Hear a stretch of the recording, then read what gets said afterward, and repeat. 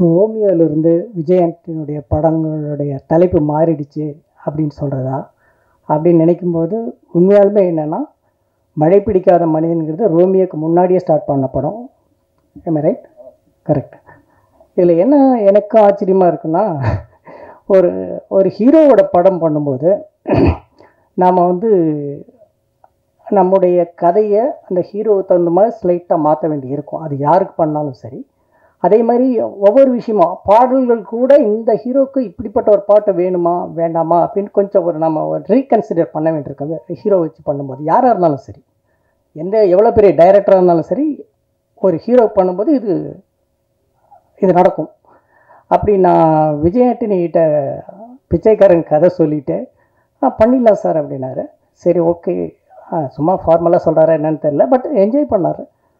அடுத்த நாள் நான் வீட்டில் இருந்தேன். கார் வந்து நின்றுச்சு. வந்தார், பேசினார். சார் கொஞ்சம் தனியாக வாங்கன்னு சொல்லிட்டு செக் கையில் கொடுத்தாரு. அப்புறம் பேசிட்டு வீட்டில் காஃபி சாப்பிட்டு கிளம்புனார். கிளம்பும்போது அவர் என்னை எப்பயுமே வந்து இப்போயே தான் நடக்குது. நான் அவரை ஆஸ்கார் ஃபிலிம்ஸ் ஆஃபீஸில் பார்த்ததுலேருந்து ஒரு மியூசிக் டைரக்டராக அவர் சான்ஸ் கேட்டு வந்தப்போ இருந்து நான் பார்த்ததுலேருந்து இப்போ என்ன பண்ணாருன்னா, அவர் வீட்டுக்கு போகும்போது என்னை வெளியே வந்து கார் வரைக்கும் வழி அனுப்பிட்டு தான் போகிறார் இப்பயும். ஸோ அது மாதிரி நானும் என்னுடைய வீட்டை விட்டு வெளியே வந்து கார் வரைக்கும் வந்தேன். அப்போது காரில் சாஞ்சிக்கிட்டு டோர் ஓப்பன் பண்ணார். அப்புறம் சடனாக தெரியும், சார் இந்த நீங்கள் சொன்ன கதை அப்படியே மைண்டில் இருக்குது சார், டைட்டில் ரெஜிஸ்டர் பண்ணுறேன் சார். நேற்று தான் கதை சொன்னேன், இன்றைக்கி டைட்டில் ரெஜிஸ்டர் பண்ணிட்டாரான்னு. ஓ, அந்தளவுக்கு இம்ப்ரெஸ் ஆகிடுச்சா அப்படின்ட்டு. என்ன டைட்டிலுங்க நான் பயந்துகிட்டே கேட்குறேன். பிச்சைக்காரன் எப்படி சார் இருக்குது அப்படின்னாரு.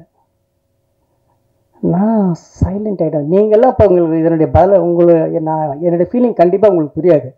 ஏன்னா பிச்சைக்காரன் பெரிய ஹிட்டுக்கு அப்புறம் நீங்கள் பார்க்குறீங்க. முருகதாஸ் அந்த படத்தை ஆடியோ ரிலீஸில் சொன்னார், பிச்சைக்காரன் இங்கே கேட்குறப்ப இப்படி இருக்குங்க, ஆனால் பிச்சைக்காரனுடைய அர்த்தம் வந்து இந்த படம் ரிலீஸ்க்கு அப்புறம், இந்த படத்தினுடைய வெற்றிக்கு அப்புறம் தெரியும், அதனுடைய அர்த்தமே மாறிவிடும் அப்படின்னாரு முருகதாஸ். அதுதான் நடந்தது.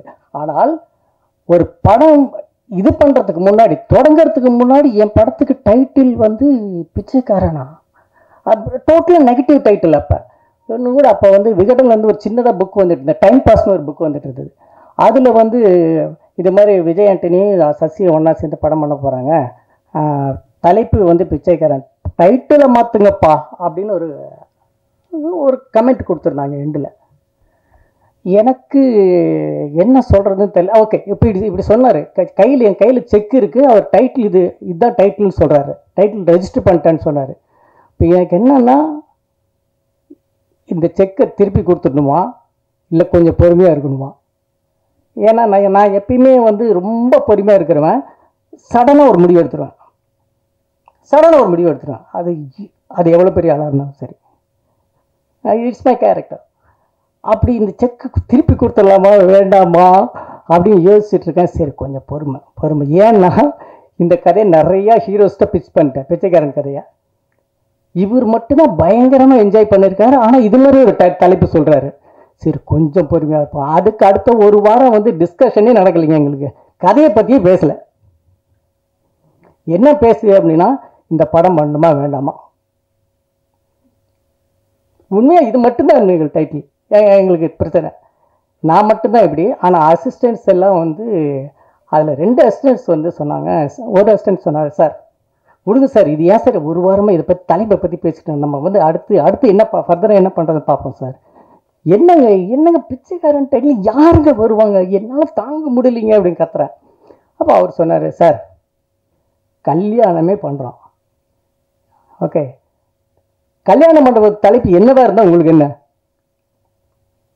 இந்த பொண்ணை கல்யாணம் பண்ணுறேன்னு ஆயிடுச்சு, மண்டபத்தை தலைப்பு மண்டபம் எந்த மண்டபத்தில் நடந்தால் என்ன சார், கல்யாணம் நடக்குதுல விடுங்க சார் அப்படின்னா. அது கொஞ்சம் யோசித்தேன். அதுக்கப்புறம் இன்னொரு அசிஸ்டன்ட் சொன்னான், அது ரொம்ப யங் அசிஸ்டன்ட். அவன் என்ன சொன்னான் அப்படின்னா, சார் இப்போ இந்த விகடனில் இப்படி கமெண்ட் பாஸ் பண்ணிட்டாங்க அப்படிங்கிறதுலேருந்து உங்களுக்கு பிரச்சனை ஆரம்பிருக்கு. இப்படி நிறைய பேர்த்துக்கு இந்த டைட்டில் பிடிக்கல, பிச்சைக்காரங்க டைட்டில், ஓகேயா இப்படி. ஆனால் நம்ம கதை சூப்பராக இருக்குது, ரொம்ப நல்லா இருக்குது. ஸோ படம் ரிலீஸ் ஆன உடனே வெளியே வந்து பிச்சைக்காரன் நல்லா இருக்கு, பிச்சைக்காரன் நல்லா இருக்குன்னு பேசும்போது முதல்ல திரும்பி பார்க்குறவங்க யாருன்னா இந்த வெறுத்தவங்க தான் முதல்ல திரும்பி பார்ப்பாங்க சார். அது வந்து பெரிய பப்ளிசிட்டி ஆகும் சார் நமக்கு. ஸோ நெகட்டிவாகவே இருக்கட்டும் சார் அப்படின்னா ஓகே, இதுவும் நல்லா தான் இருக்குது. இப்படி அந்த இடத்துக்கு நான் அரைவ் ஆகிறதுக்கு இந்த டைட்டில் இந்த அந்த அந்த டைட்டில் வந்து எனக்கு பிடிக்கிறதுக்கு ரொம்ப டைம் எடுத்துதுன்னு வச்சேன் சொல்கிறேன். ஆனால் மழை பிடிக்காத மனிதன் ஒரு டைட்டில் எப்படி விஜய் ஆண்டனி வந்து ரோமியோவுக்கு முன்னாடி